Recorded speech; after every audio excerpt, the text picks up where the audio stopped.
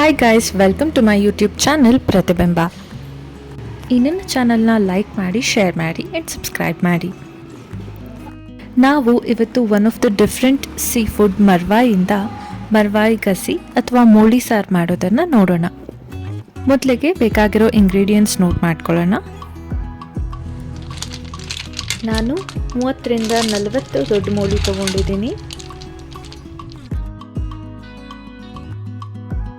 ಮಸಾಲೆಗೆ ಮೆಂತ್ಯ ಕಾಳು 1/4 tea spoon, ಸಾಸಿವೆ 1 ಟೀ ಸ್ಪೂನ್, ಜೀರಿಗೆ 1 ಟೀ ಸ್ಪೂನ್, ಕೊತ್ತಂಬರಿ ಅಥವಾ ಧನಿಯಾ 1 ಟೇಬಲ್ ಸ್ಪೂನ್, ಕಾಳುಮೆಣಸು 1 ಟೀ ಸ್ಪೂನ್, ಬ್ಯಾಡಗಿ ಮೆಣಸು 10ರಿಂದ 12. ನಾನು ಒಂದು ಮುಷ್ಟಿ ತೊಗೊಂಡಿದ್ದೀನಿ. ನಿಮ್ಮ ಖಾರಕ್ಕೆ ತಕ್ಕಂತೆ ನೀವು ಇದನ್ನು ವೇರಿ ಮಾಡ್ಕೋಬೋದು. ಅರಿಶಿನ ಅರ್ಧ ಟೀ ಸ್ಪೂನ್, ಅರ್ಧ ಬೆಳ್ಳುಳ್ಳಿ ಸಿಪ್ಪೆ ಸುಲಿದಿಟ್ಕೊಂಡಿದ್ದೀನಿ, 1 ಈರುಳ್ಳಿ, ಅರ್ಧ ಗರಿಟೆ ಕಾಯಿ ತುರಿ, 1 ನಿಂಬೆಹಣ್ಣಿನ ಸೈಜ್ನಷ್ಟು ಹುಣಸೆಹಣ್ಣು, ಉಪ್ಪು ರುಚಿಗೆ ತಕ್ಕಂತೆ, ಆ್ಯಂಡ್ ಈ ಮಸಾಲೆನೆಲ್ಲ ಹುರ್ಕೊಳ್ಳೋದಕ್ಕೆ ಬೇಕಾದಷ್ಟು ಎಣ್ಣೆ. ಮೊದಲು ಒಂದು ತವಾನಲ್ಲಿ ಎಣ್ಣೆ ಹಾಕಿ ಬ್ಯಾಡಗಿ ಮೆಣಸನ್ನು ಹುರ್ಕೊಳ್ಳೋಣ.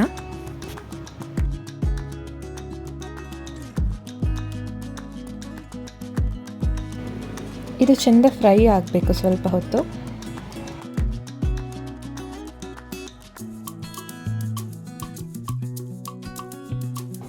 ಇದಕ್ಕೆ ಧನಿಯಾ,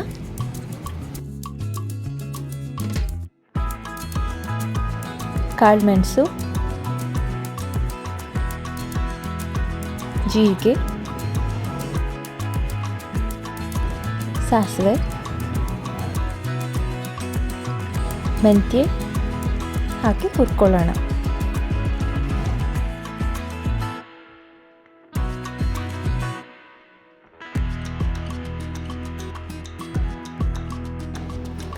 ಇದೆಲ್ಲ ಫ್ರೈ ಆದ ನಂತರ 1 ಈರುಳ್ಳಿ ಹಾಗೂ ಸಿಪ್ಪೆ ಸುಲಿದಂಥ ಬೆಳ್ಳುಳ್ಳಿನ ಹಾಕಿ ಬಾಡಿಸ್ಕೊಳ್ಳೋಣ.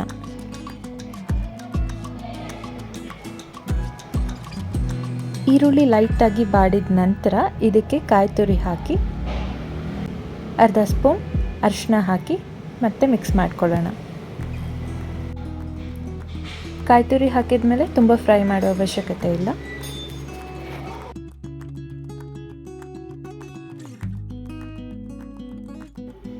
ಇದನ್ನು ಒಂದು ಬಟ್ಲಿಗೆ ಹಾಕಿ ತಣಿಯೋದಕ್ಕೆ ಬಿಡೋಣ.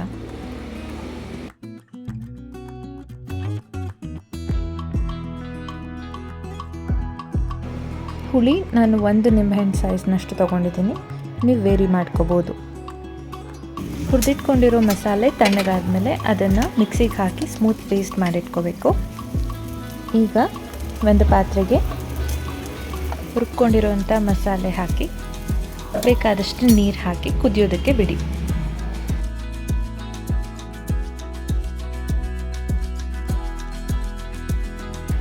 ಅದಕ್ಕೆ ಉಪ್ಪು ಮತ್ತು ನೀರು ಹಾಕಿ ಮಿಕ್ಸ್ ಮಾಡೋಣ.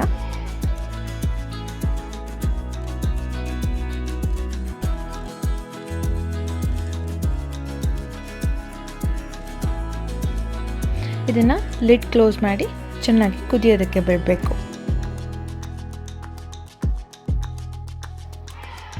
ಮರುವಾಯಿ ಬೇರೆ ಸೀ ಫುಡ್ ಥರ ಅಲ್ಲ, ಇದು ಬೇಯೋದಕ್ಕೆ ಸ್ವಲ್ಪ ಜಾಸ್ತಿ ಟೈಮ್ ಬೇಕು. ಅದಕ್ಕೆ ಒಂದು ಕುದಿ ಬರ್ತಿದ್ದ ಹಾಗೆ ನಾವು ತೊಳೆದು ಕ್ಲೀನ್ ಮಾಡಿಟ್ಕೊಂಡಿರೋಂಥ ಮರ್ವಾಯಿ ಹಾಕಿ ಮುಚ್ಚಿಡೋಣ.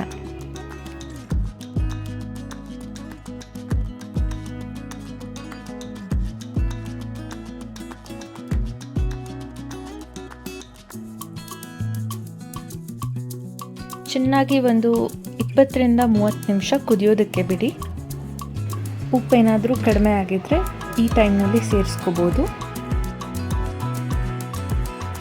ಮರ್ವಾಯಿ ಗಸಿ ಅಥವಾ ಮೂಳಿ ಸಾರು ಸವಿಯಲು ಸಿದ್ಧ.